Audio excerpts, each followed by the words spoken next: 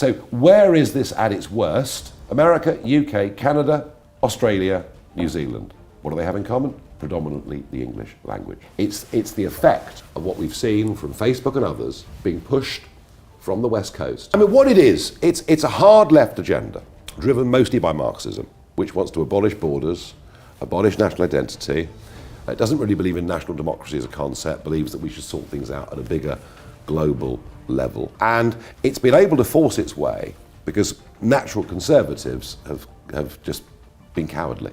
And the winners, in many ways the winners of all of this, have actually been the big businesses, because the environment they create is so anti-competitive for the SMEs, the small and medium-sized businesses, to actually be able to maintain a strong position. I want to argue very strongly that we need to return to capitalism. And I think the world is a better, happier, richer place, more innovative, if men and women have got the ability to found their own businesses and go out and succeed. That's where you get competition in price, competition in quality, innovation and ideas. This leftist agenda has been pushed, and everyone, no one dares stand in the way because you get called nasty names and the Twitter mob attack you.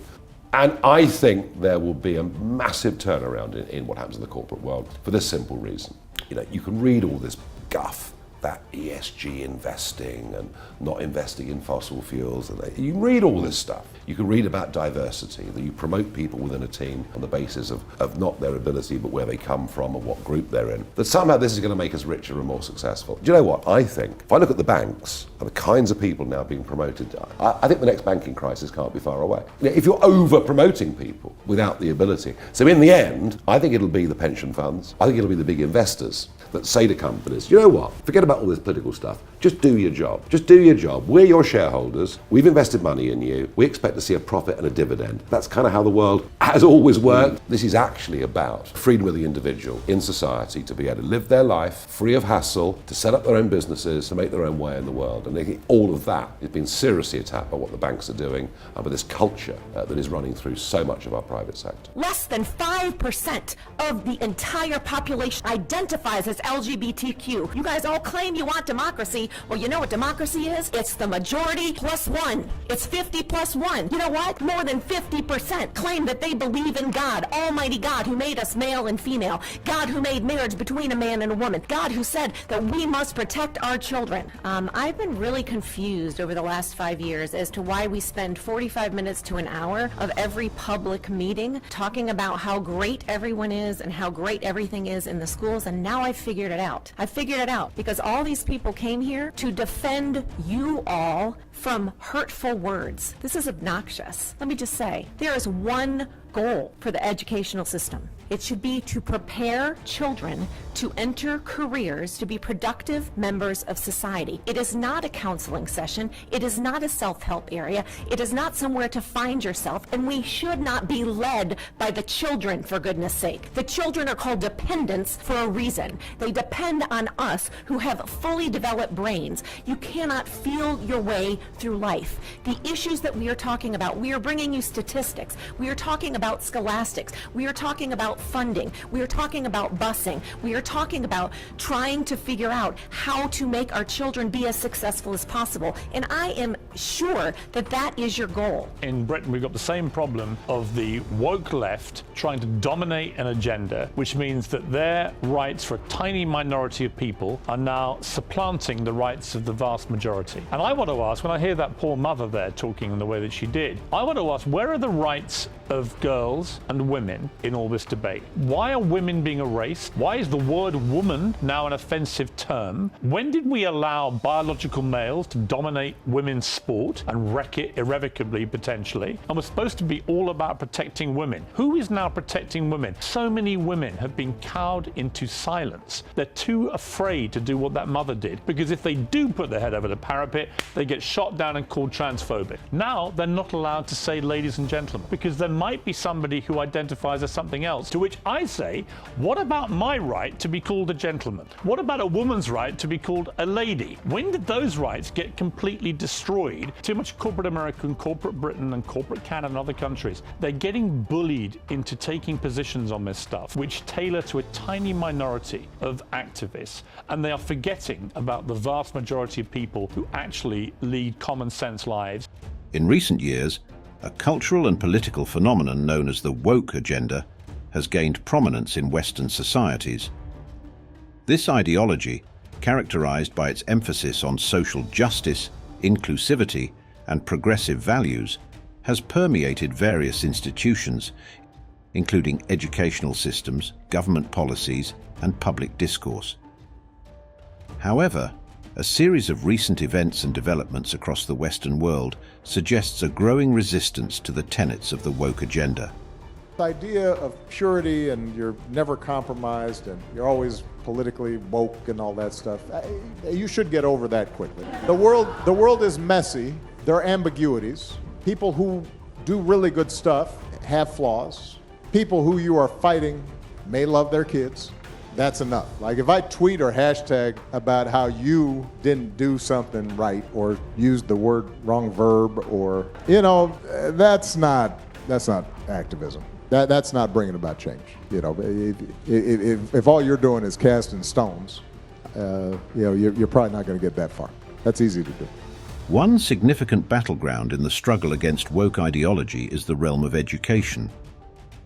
In Florida, Governor Ron DeSantis has taken decisive action to dismantle diversity, equity, and inclusion programs in state universities.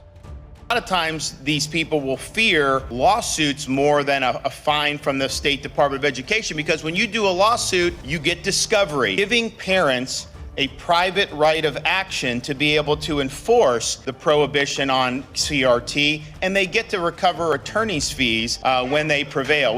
By eliminating these programs, DeSantis aims to curb what he sees as the overreach of woke ideology and promote equality based on merit rather than identity.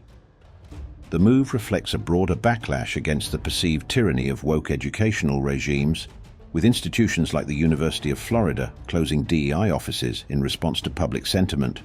We really embrace the idea that we want our higher education system to reflect the best interests of the state of Florida. So the first bill that I'll be signing is SB 266. And what this does is reorient our universities back to their traditional mission. And part of that traditional mission is to treat people as individuals, not to try to divvy them up based on any type of superficial characteristics. We're going to elevate merit and achievement above identification with certain groups. And in order to do that, we had to look at this new concept called diversity, equity, and inclusion. When I see diversity, I think different viewpoints. Have a robust academic discussion in the university. Isn't that what they're for? In reality, what this concept of DEI has been is the attempt to impose orthodoxy on the university, basically been used as a veneer to impose an ideological agenda. And that is wrong. And in fact, if you look at the way this has actually been implemented across the country, DEI is better viewed as standing for discrimination, exclusion, and indoctrination. And that has no place in our public institutions. The whole experiment with DEI is coming to an end in the state of Florida. We are eliminating the DEI programs. We are going to treat people as individuals. We're not going to treat people as members of groups. Similarly, across the Atlantic in Ireland, voters have delivered a resounding rejection of progressive policies aimed at redefining traditional values. Two referendums seeking to amend the Irish constitution to adopt more gender-neutral language and redefine familial roles were met with overwhelming opposition. The rejection of these proposals highlights a disconnect between political elites pushing for progressive reforms and the conservative values held by many Irish citizens. We accept responsibility for the result. It was our responsibility to convince the majority of people to vote yes, and we clearly failed to do so. I think we struggled to convince people of the necessity or need for the referendum at all, let alone the detail and the wording, and that's obviously something we're going to have to reflect on. For some people, it was the fact that they wanted the concept of motherhood to remain in the Constitution and be a distinct thing. Liberal democracy, progress is achieved by actually the competition of ideas. You actually need an opposition to stand up against the government, to compete with ideas, and then to try to find the truth in that debate. In the United Kingdom, discontent with the political establishment has fueled the rise of alternative parties challenging the status quo. Lee Anderson's defection to Reform UK underscores the frustration felt by many voters with mainstream parties' failure to address pressing issues such as immigration, crime, and cultural values. I want my country back. My opinions are not controversial. There are opinions which are shared by millions of people up and down the country. It's not controversial to be concerned about illegal immigration. It's not controversial to be concerned about legal migration. It's not controversial to be, worried, concerned about the Metropolitan Police and a failing London Mayor, and the hate marchers, the street crime, and the shoplifters literally getting away with ruining businesses on a daily basis. It's not controversial to fight back in a culture war that is sweeping our nation. Anderson's emphasis on representing ordinary people's concerns aligns with Reform UK's platform of advocating for common sense policies and challenging entrenched narratives. If your house is on fire, say you live in a block of flats, you're on the top floor, the house is on fire, the fire brigade come, and the chief shouts up to the building, before we can turn our hoses on, before we can put a ladder up, we need to know what pronouns to use. What a load of nonsense that is. All these people are interested in is to make sure the emergency services get there as quick as possible and rescue people. There are a bunch of idiots in this country who lie awake at night thinking up of this nonsense. And I tell you what, when we eventually get these Rwanda flights off and running, get these idiots on the next plane and send them as well. Furthermore, societal concerns surrounding rising anti-Semitic sentiments, gender ideology in schools, and the economic costs of pursuing net zero policies have further galvanized resistance to the woke agenda. These grievances reflect a broader sentiment among Westerners that the woke agenda promotes division, stifles free speech, and undermines traditional values. In conclusion, Western societies are witnessing a growing resistance to the woke agenda, as evidenced by recent events and developments. The thing that we need to say and remind everyone, and the thing that other Australians might not know that you're not allowed to say, is that women don't have men don't have non-binary is absolute nonsense, and transitioning children is abuse. From Florida to Ireland to the UK, citizens are pushing back against the perceived overreach of woke ideology in education, politics, and society at large. As Westerners assert their desire for equality, common sense, and representation, the struggle against the woke agenda is likely to intensify, shaping the future trajectory of Western culture and politics. If you found this analysis insightful, don't forget to give it a thumbs up, hit the subscribe button, and share your thoughts in the comments below. Your support keeps us motivated to bring you more engaging content. Remember, stay informed, stay engaged.